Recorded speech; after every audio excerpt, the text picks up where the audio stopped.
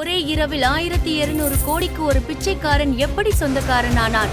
சிட்டியின் மிகப்பெரிய பிசினஸ்மேன் ஏன் அவனை பார்க்க வருகிறார்? அவனின் அந்த தோற்றத்தை பார்த்து ஏன் அதிர்ச்சி அடைகிறார்? பின் தனது விலை உயர்ந்த காரில் அந்த பிச்சைக்காரனை பயபக்தியுடன் அழைத்து செல்லும் ரகசியம் என்ன? நகரத்தின் மிகப்பெரிய தொழிலதிபர் சேரி பகுதியை சேர்ந்த ஒரு அனாதைக்கு தன் குடும்பத்தின் எதிர்ப்பையும் மீறி தான் உயிரையே வைத்திருக்கும் ஒரே மகளை ஏன் திருமணம் செய்து வைத்தார்? அந்த ஏழையின் உண்மை பின்புலம் தெரிந்த ஊரில் உள்ள பணக்காரர்கள் எல்லாம் ஏன் அவனை பார்த்ததும் பயந்து நடுங்குகிறார்கள்? கிளம்புறோம் சார், கிளம்புறோம்.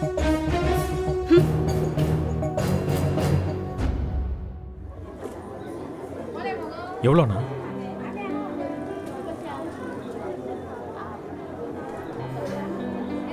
ஒரு 3 முழம் மல்லிப்பூ கொடுக்குமா?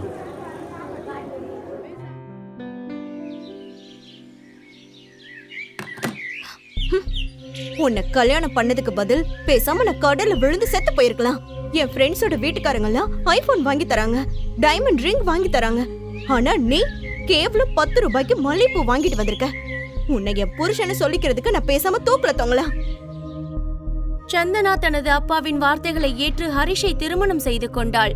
ஆனால் ஹரிஷ் ஒரு தொழிலதிபர் இல்லை என்பதும், அவன் ஒரு சேரியில் பிறந்து வளர்ந்தவன் என்பதும், அவன் ஒரு ஏழை என்பதும் தெரிந்து அதிர்ச்சியில் உறைந்து போனாள். அதனால் சந்தனா ஒரு நிபந்தனை விதித்தாள். ஹரிஷ் தனது கணவன் என்பதை வெளியே வேறு யாருக்கும் சொல்லக்கூடாது என்று.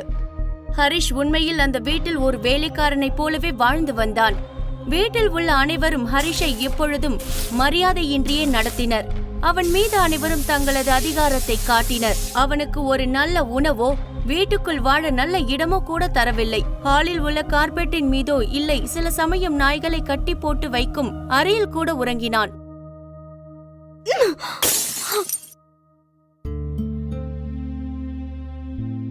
இந்த உடைஞ்ச கிளாஸ் பீஸ்க்கு இருக்க மதிப்பு கூட இல்லாத பிச்சைக்காரன் அவனை போய் ஒரு பிசினஸ் மேன்னு போய் சொல்லி எதுக்கு எனக்கு கல்யாணம் பண்ணி வச்சீங்க? ஏன்பா? அதுக்கு பதிலா நீங்க எனக்கு ஒரு ஃபாரின் பிரீட் நாயாவது வாங்கி கொடுத்திருக்கலாம். அட்லீஸ்ட் எனக்கு கொஞ்சம் ஸ்டேட்டஸ் ஆவது கிடைச்சிருக்கும் சொசைட்டில. சந்தனா தன்னை ஒரு நாயை விட கேவலமாக நினைப்பதை பார்த்து உடைந்து போன கண்ணாடிக்கு இருக்கும் மதிப்பு கூட தனக்கு இல்லை என்று சொல்லி அசிங்கப்படுத்தியும், தன்னை பற்றிய எந்தவித உண்மைகளையும் யாரிடமும் வெளியே சொல்லாமல் இவ்வளவு அசிங்கங்களையும் சகித்துக் கொண்டு ஏன் அமைதியாக வாழ வேண்டும் ஹரிஷ்? ஹரிஷின் ரகசியத்தை அறிந்த சந்தனாவின் அப்பா தனது மகள் அவனை இவ்வளவு அசிங்கப்படுத்துவதை பார்த்தும் ஏன் அமைதியாக மௌனம் காக்கிறார்? இப்படி ஒரு அசிங்கப்பட்ட வாழ்க்கையை ஏற்று வாழும் அளவிற்கு ஹரிஷின் வாழ்வில் என்னதான் நடந்தது? சந்தனா தன் திருமணம் வெளிநாட்டில் நடந்ததாகவும், தன் கணவர் லண்டனில் பெரிய தொழிலதிபர் என்றும் தன் தோழிகளிடம் பொய் சொல்லி சமாளித்தாள். அப்போது அவர்கள் தங்கள் கணவர்கள் கொடுத்த விலை உயர்ந்த பரிசுகளை காட்டும் போது சந்தனாவின் மனம் கொந்தளித்தது.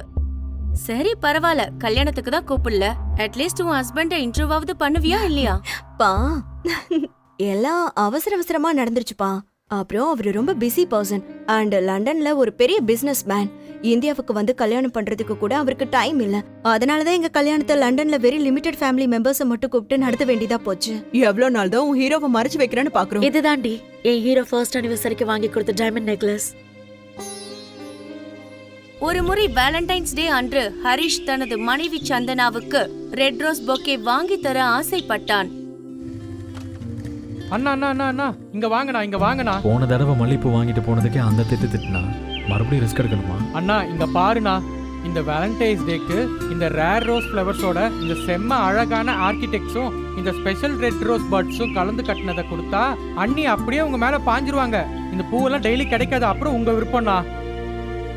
ஹரிஷ் அந்த பொக்கேவை சந்தனாவிடம் கொடுக்க மிகவும் கோபம் அடைந்தாள் சந்தனா. ஜஸ்ட் கோ வே. உன்னை பார்த்தாலே எனக்கு அருவருப்பா இருக்கு.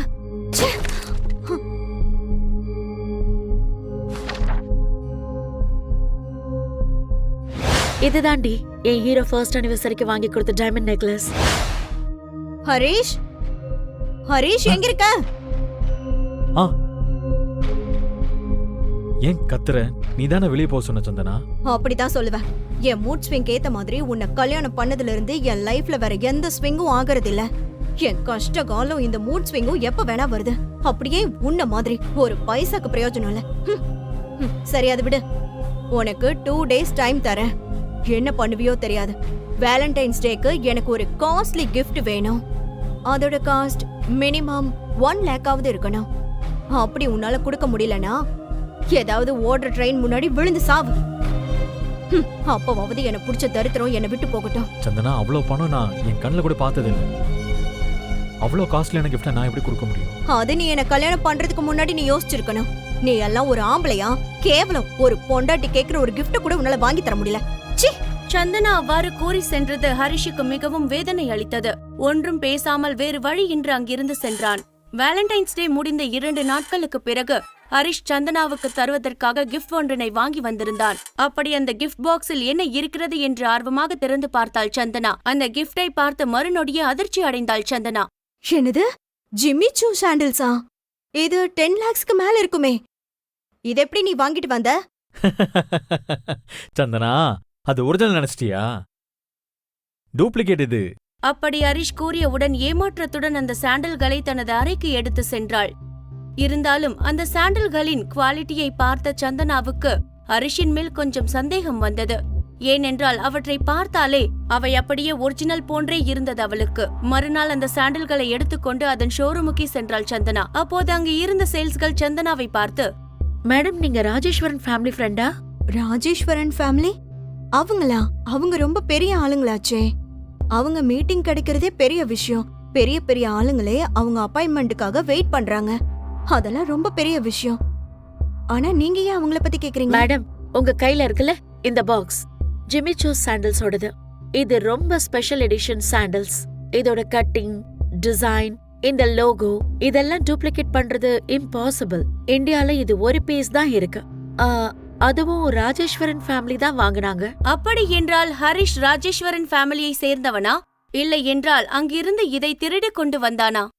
ஒரு பைசா கூட இல்லாதவன் கையில் எப்படி இந்த சாண்டல்ஸ் வந்தது? ஹரிஷின் உண்மையான முகம் என்ன? அவ்வளவு பெரிய பணக்காரன் என்றால் எதற்காக சந்தனாவின் வீட்டில் வந்து அசிங்கப்பட வேண்டும் என்று நினைத்துக்கொண்டே அங்கிருந்து கிளம்பிய சந்தனா, அவன் ஏதோ ஒரு தந்திர வேலை செய்துதான் இதை தனக்கு பரிசளித்திருக்கிறான் என்று தனக்குள் கூறிக்கொண்டாள். சில நாட்களில் அந்த சாண்டல்ஸை பற்றி மறந்தே போனாள்.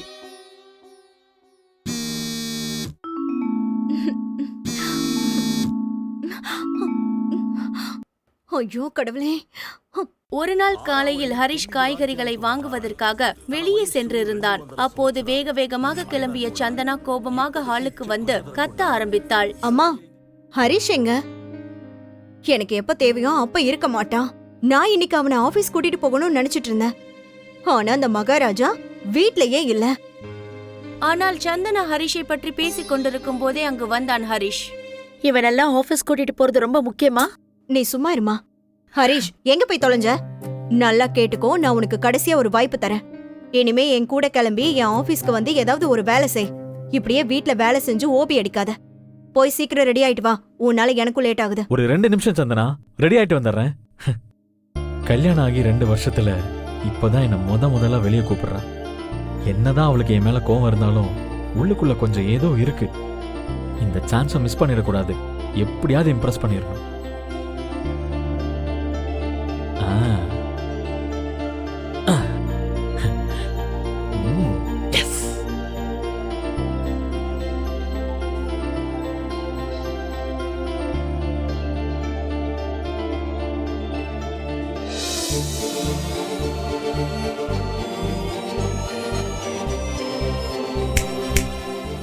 ஹலோ பொண்டாட்டி, போலாமா?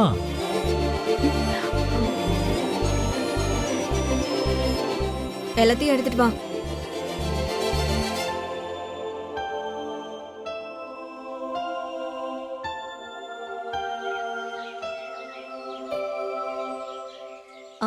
மறந்துட்டேன். Back எடுத்துக்கிட்டியா? Okay.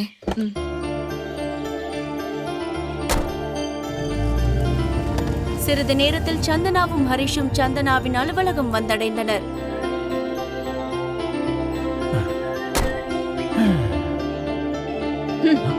Hello mister after வீட்டுக்காரா, நான் உன்னை பார்த்ததுக்காக ரொம்ப யோசிக்காத.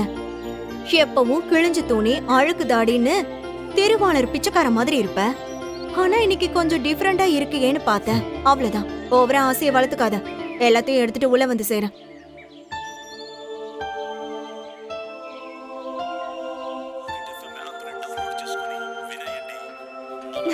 Hey princess. Hi.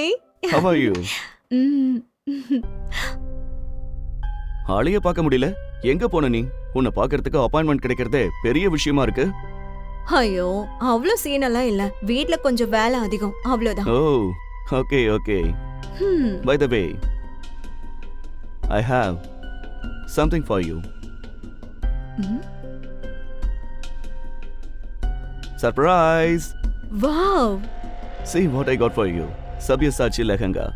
Deepika Padukone அவ கல்யாணத்துக்கு கட்டின அதே பிராண்ட். உனக்காக ஸ்பெஷலா வாங்கிட்டு வந்தேன். இத நீ உன் கல்யாணத்துக்கு போட்டா சும்மா தெரிக்கும். வாவ், இது எனக்காக வாங்கிட்டு வந்தியா? This is so lovely. Hmm, Thank you so much for the gift. இதுக்கெல்லாம் எதுக்கு தேங்க்ஸ் சொல்ற சந்தனா? உனக்காக நான் என்ன வேணா வாங்கி தருவேன். என் ஃப்ரெண்ட் மூலமா ஸ்பெஷலா ஆர்டர் பண்ணி வாங்கினேன். ஜஸ்ட் இது 20 lakhs தான் ஆச்சு. Oh my god, 20 லட்சமா? Thank you so much Ashok. இத மட்டும் கல்யாணத்துல போட்டேனா எல்லாரும் என்ன பத்தி தான் பேசுவாங்க.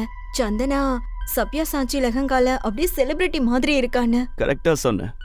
நீ ஒன்னும் எந்த செலிபிரிட்டிக்கும் குறைஞ்சவ இல்லையே. சந்தனா, ம். இந்த லெஹங்கா டூப்ளிகேட், ஒரிஜினல் இல்ல. ஹேய், வாய மூடுறா. பெரிய இவனாடா நீ? ஒரு பிராண்டட் ஷர்ட் கூட வாங்கி போட துப்பு இல்ல உனக்கு?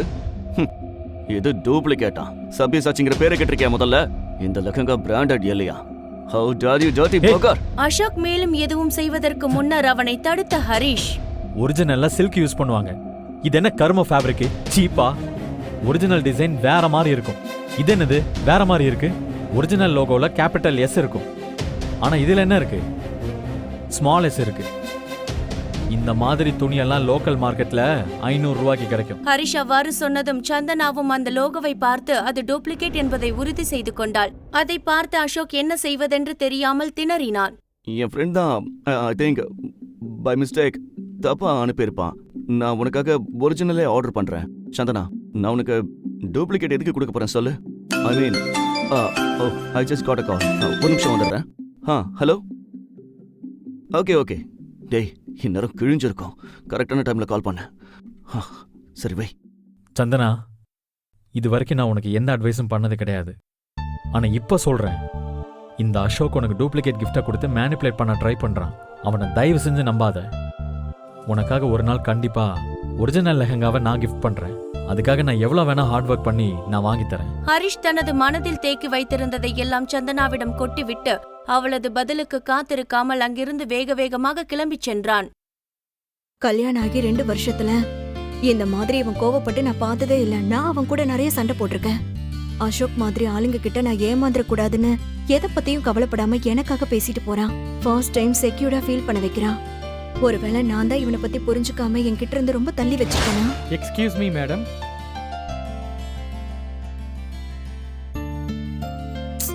என்ன இது முட்டாள்தனமான திங்கிங்? அசோக் என் பிசினஸ் பார்ட்னர். அது மட்டும் இல்லாம பெரிய பணக்காரன். பிசினஸ் வேர்ல்டுல கிங். நம்ம கம்பெனில இன்வெஸ்டர் வேற. ஹரிஷ் சொன்னது கேட்டு அசோக் பார்ட்னர்ஷிப்ல இருந்து போயிட்டா என்ன ஆகும்? ஹரிஷ்காக இத்தனை வருஷமா கஷ்டப்பட்டதை என்னால வீணடிக்க முடியாது. இந்த கம்பெனிக்கு ஹரிஷை விட அசோக் தான் முக்கியம். Thank you madam. ஹரிஷ், உனக்கு என்ன பைத்தியமா? என்ன நினைச்சிட்டு இருக்க? எனக்கு அட்வைஸ் பண்ற அளவுக்கு பெரிய ஆள் ஆயிட்டியா? அவ்வளவு தைரியம் வந்துருச்சா? ஏதோ ஒரு நாள் கொஞ்சம் இடம் கொடுத்து ஆபீஸ்க்கு கூட்டிட்டு வந்தா இவ்ளோ ப்ராப்ளம் கிரியேட் பண்ணிருக்க. உன்னை ஆபீஸ்க்கு கூட்டிட்டு வந்து பெரிய தப்பு பண்ணிட்ட. சந்தனாவின் பேச்சிற்கு எந்த பதிலும் பேசாமல் அமைதியாக இருந்தான் ஹரிஷ். அப்போது காஃபி மகுடன் கோபமாக நின்று கொண்டிருந்த அசோக், டேய் பிச்சைக்காரா, இங்க வாடா. ஏண்டா பெரிய இவனடா நீ? இங்க பாருடா, சொல்றத நல்லா கேட்டுக்கடா. நான் இருக்கிறப்பவே என் கிஃப்ட பத்தி பேசுற அளவுக்கு உனக்கு தைரியமா? உன் மூஞ்சிய பார்த்தா அந்த டூப்ளிகேட்டை கூட வாங்க வக்கு இல்லாதவன் மாதிரி இருக்க. நீ என்ன சொல்றியா? டேய், உன் லெவல் என்னன்னு தெரிஞ்சுக்கிட்டு பேச. பிச்சைக்கார நாய் நீ. என்ன எதிர்த்து பேசுறியா? இங்கிருந்து வெளியே போடா என்று கூறி அசோக் அனைவரின் முன்னிலையிலும் தன்னை அசிங்கப்படுத்தியதை ஹரிஷுக்கு மிகுந்த கோபத்தை வரவழைத்தது. மற்றவர்கள் தனது அமைதியை அடிமைத்தனம் என்று இனியும் நினைக்க கூடாது என்று பதிலடி கொடுக்க முடிவு செய்தான் ஹரிஷ். அதனால் இவ்வளவு நாள் அடக்கி வைத்திருந்த கோபத்தை எல்லாம் இப்போது வெளிக்காட்ட ஆரம்பித்தான். அசோக்கின் கைகளை முறுக்கிய ஹரிஷ், ஃபர்ஸ்ட் விஷயம், உன் முன்னாடி நின்னுட்டு இருக்கால, அவ என் பொண்டாட்டிடா. அவகிட்ட இருந்து நீ எவ்வளவு தள்ளி இருக்கியோ அவ்வளோ நல்லது உனக்கு. ரெண்டாவது, என் பொண்டாட்டிக்கு நீ எல்லாம் gift வாங்கி தர வேண்டிய அவசியம் இல்ல. அவளுக்கு நான் வாங்கி தருவேன்டா. கடைசியா ஒரிஜினல் வாங்கி தர துப்பு இல்லனா கொஞ்சம் மூடிட்டு இரு.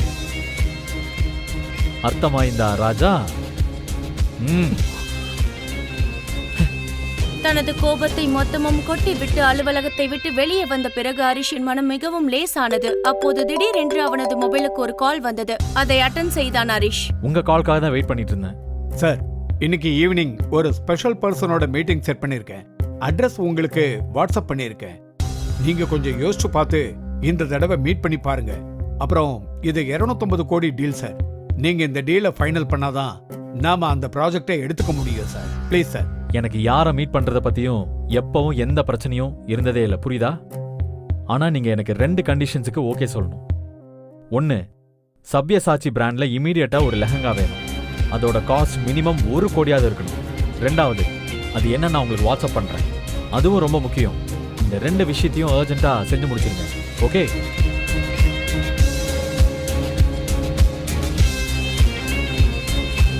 ஆட்டோ, போலாம்.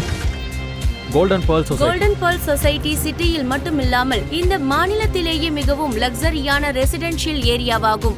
ஆனால் ஹரிஷ் யாரை பார்க்க செல்கிறோம், எந்த மாதிரி இடத்துக்கு என்ற எந்த தகவலும் இன்றி வாட்ஸ்அப்பில் வந்த அந்த முகவரிக்கு லோக்கல் ஆட்டோவில் ஏறி சென்றான். அந்த ஏரியாவில் அந்த சிட்டியில் இருக்கும் பணக்காரர்கள் மட்டுமின்றி அண்டை மாநிலங்களில் உள்ள பணக்காரர்களின் வீடுகளும் உள்ளன. பெரிய பெரிய கோடீஸ்வரர்கள் அங்கு வந்து செல்வார்கள். அதனால் அங்கு ஒரு சாதாரண ஆட்டோவில் இருந்து இறங்கி அவனை கசங்கிய சட்டையுடனும் செருப்புடனும் உள்ளே செல்ல முயன்ற ஹரிஷை பார்த்த செக்யூரிட்டிகள் அவனை தடுத்தனர். தம்பி, நீ பாட்டுக்கு எங்க உள்ள போற? உள்ள ஒருத்தரை பார்க்க வந்திருக்கேன். இப்ப போகணும், கொஞ்சம் வழி விடுங்க. ஹலோ, இப்படிதான் வரவன் போறவன் எல்லாம் சொல்றான். உன்னை ஒரு தடவையாவது கண்ணாடியில பாத்திருக்கியா? செருப்பும் ஆளும் அவனும். தம்பி, இது golden pearl society. Hey, I'm so proud of you, Vaibhav. Forbes top richest man in Indiaல ஒருத்தனா வந்திருக்க. அது மட்டும் இல்லாம ரியல் எஸ்டேட்லயும் நம்பர் 1 இருக்க. இந்தியாவோட ஒன் ஆஃப் தி ரிச்சஸ்ட் சொசைட்டியான கோல்டன் பேல் சொசைட்டியோட ஓனர் நீ. இந்த ஸ்டேட்ல இருக்கிற பெரிய பெரிய பில்டிங்ஸ், மால்ஸுக்கு ஒன் அண்ட் ஒன்லி ஓனர் நீ. இதெல்லாம் பாக்குறப்போ அப்பப்போ எனக்கே உன் மேல பொறாம வருதுடா. பெரிய பெரிய ஆளுங்க பெரிய பெரிய காருங்கள்ல இங்க வருவாங்க. ஆனா நீ அந்த கார் டிரைவர் மாதிரி கூட இல்லடா.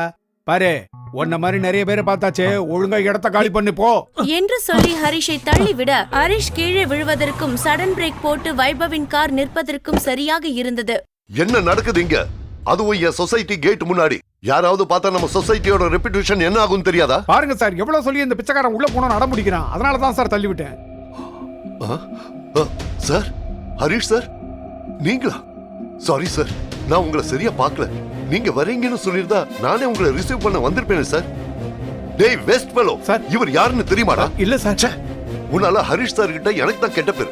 இப்பவே உன்னை வேலையை விட்டு தூக்குறேன். சார் இருங்க, இதுல அவர் மேல எந்த தப்பும் இல்ல. என்ன மாதிரி பார்க்க பிச்சைக்கார மாதிரி இருந்தா யாரா இருந்தாலும் அப்படிதானே பண்ணுவாங்க. சார், நீங்க ஏன் சார் இப்படி இருக்கீங்க? உங்களை பார்த்து 4 வருஷம் ஆச்சு சார். அப்ப எப்படி இருப்பீங்க? ஆனா இப்போ மிஸ்டர் வைபவ், அதை பத்தியெல்லாம் சொல்ல இப்ப எனக்கு நேரம் இல்லை. அதெல்லாம் நேரம் வரப்போ சொல்றேன். நான் இப்ப உள்ள போகணும். ஒரு அர்ஜென்ட் மீட்டிங் ஒன்று இருக்கு. நான் உங்களை மறுபடியும் வந்து பார்க்கிறேன் என்று கூறிவிட்டு ஹரிஷ் உள்ளே சென்றான். அவ்வளவு பெரிய பணக்கார முதலாளியே அந்த பிச்சைக்காரன் போல் இருப்பவனிடம் அவ்வளவு பவ்யமாக நடந்து கொண்டதை பார்த்த அந்த செக்யூரிட்டி மிரண்டு போய் நின்றார். அவ்வளவு பெரிய பணக்காரன் ஏன் ஹரிஷை சார் என்று அழைக்க வேண்டும்? ஒருவேளை அவன் மிகப்பெரிய பணக்காரனா? அப்படி என்றால் ஏன் இவ்வாறு நடிக்க வேண்டும் என்று அந்த செக்யூரிட்டிகள் தங்களுக்குள் பேசிக் கொண்டனர். ஹரிஷ் உள்ளே நடந்து சென்று அந்த சொசைட்டியின் கிளப் ஹவுஸை அடைந்தான். அப்போது அங்கு கோட் சூட் அணிந்த பெரிய மனிதர்கள் இருந்தனர். அவர்களை பார்த்த ஹரிஷ் அங்கு வெளியே வந்து ஒரு செடியின் மறைவில் அமர்ந்து யாருக்கோ கோபமாக கால் செய்தான். இவங்களோட தான் மீட்டிங் அரேஞ்ச் பண்ணிருக்கீங்கன்னு ஏன் முன்னாடியே சொல்லல? இவங்க கூட எவ்வளவு பெரிய டீலா இருந்தாலும் பரவாயில்ல, நான் செய்ய முடியாது. யார் அந்த பெரிய ஆட்கள்? அவர்களை பார்த்து ஏன் தனது முகத்தை மறைத்துக் கொண்டு அங்கிருந்து சென்றான்? அவ்வளவு பெரிய டீலை வேண்டாம் என்று சொல்லும் அளவிற்கு ஹரிஷின் வாழ்வில் இதற்கு முன் நடந்த சம்பவங்கள் என்ன? ஹரிஷ் மிக பெரும் பணக்காரன் என்றால் ஏன் வீட்டோடு மாப்பிள்ளையாக அசிங்கப்பட வேண்டும்? அவனை பற்றிய உண்மை சந்தனாவுக்கு தெரிந்தால் என்ன செய்வாள்? ஹரிஷ் சந்தனா திருமணம் ஏன் நடந்தது? இதையெல்லாம் தெரிந்து கொள்ள இப்போதே பாக்கெட் எஃப்எம் டவுன்லோட் செய்யுங்கள். கிங் தொடரை கேளுங்கள்.